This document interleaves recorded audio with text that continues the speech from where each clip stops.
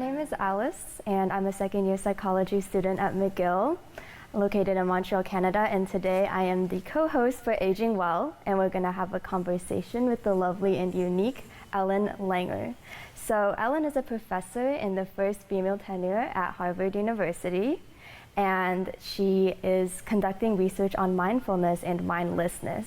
She's often referred to as the mother of mindfulness, and this is a subject that is further highlighted in her new book, The Mindful Body.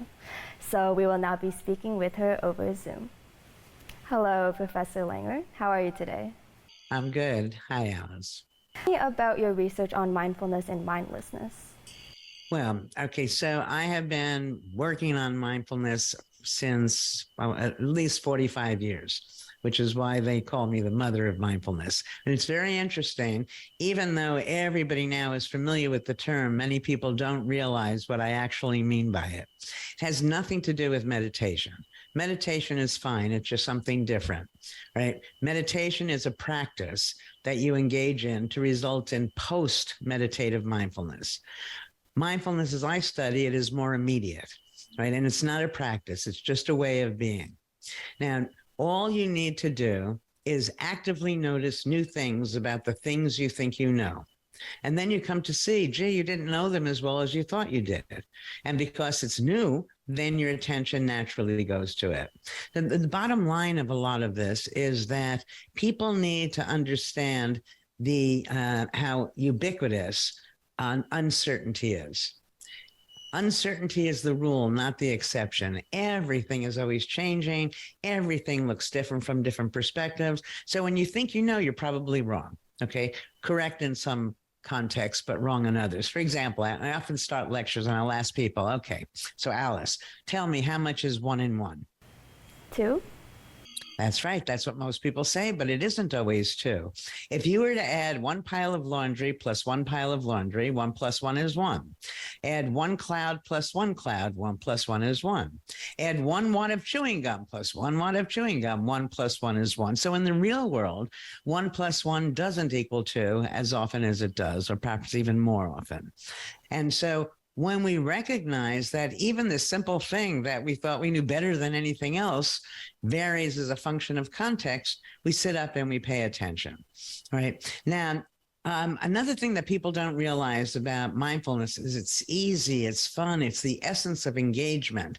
As you're actively noticing things, the neurons are firing, and 45 years of research has shown us that it's literally and figuratively enlivening.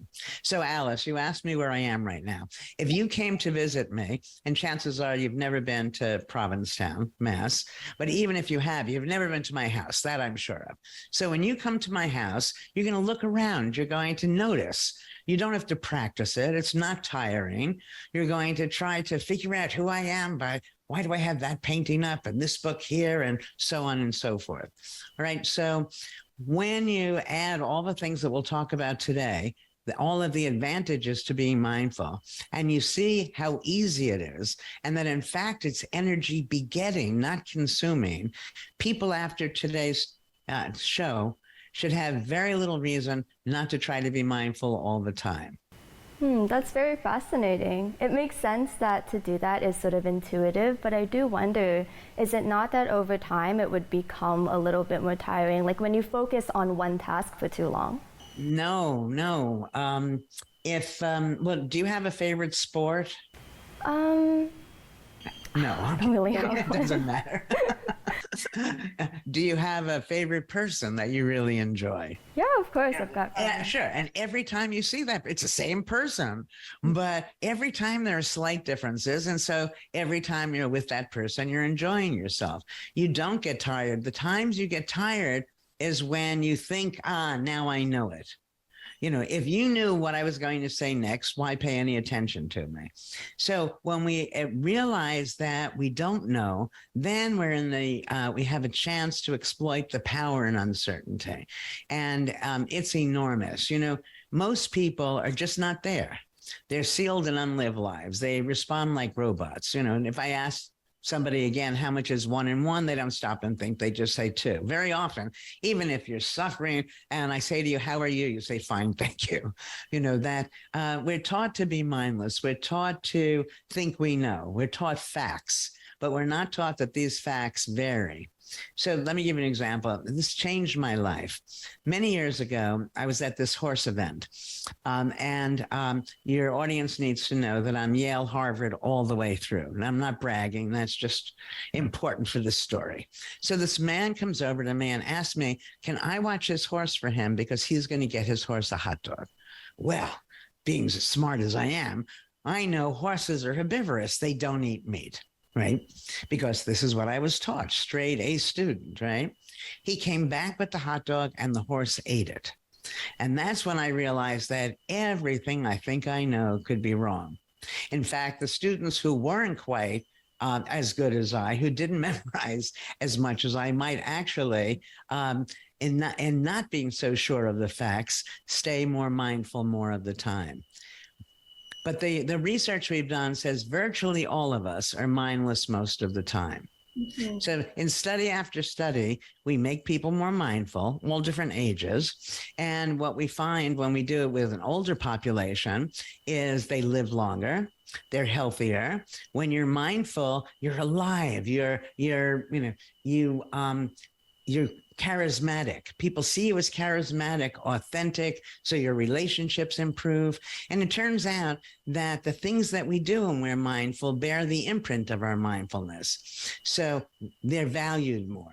So in every way, given how easy it is and the strong advantages, I suggest that we put our certainty aside and start actively learning about our world. So if mindfulness is so easy and in your words it seems to be relatively intuitive, why is it that most people are mindlessness? Is it that we're taught? People, yeah, no, that's a good question, Alice.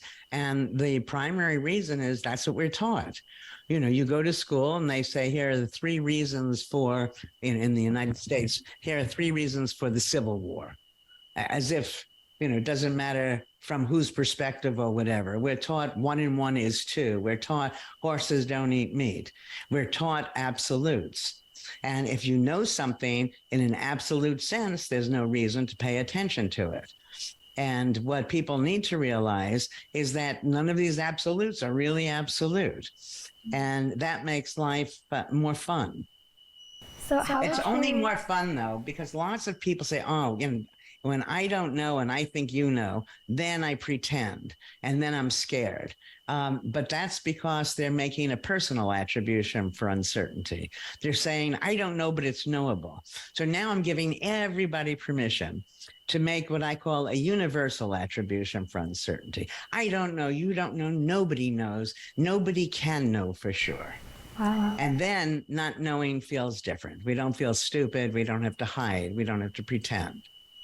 That's a beautiful way to live. And it sounds like a lot of this is going to be discussed in your new book, The Mindful Body. Well, you asked me a moment ago, or I was talking a moment ago about the importance of uncertainty. Once we recognize that we don't know, all sorts of possibilities open up to us. And it's those possibilities for our health and well-being that I discuss in The Mindful Body.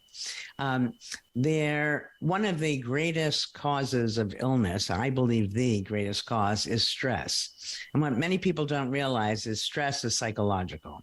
And when you're stressed, you're saying on some level, something is going to happen. And when it happens, it's going to be awful. And both of those need to be questioned because we can't know what's going to happen. So if you simply said to yourself, what are 3 reasons it might not happen? All of a sudden, you'll realize that, maybe this bad thing won't happen.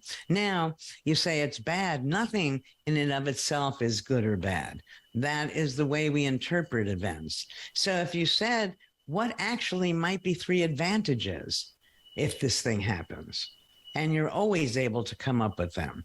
An example I'm fond of using, Alice, you and I go out for lunch. The food is great. Wonderful. We've had a nice meal. You and I go out for lunch. The food is awful. Wonderful. I'll eat less. All right. There's always a way to see a situation in this positive way. So when you do that, then events happen, and whatever happens, you're going to make it work for you.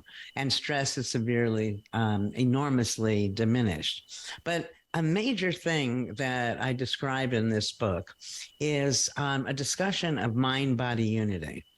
Now, people talk about mind and body as if these things are separate and you could hold them and whatever.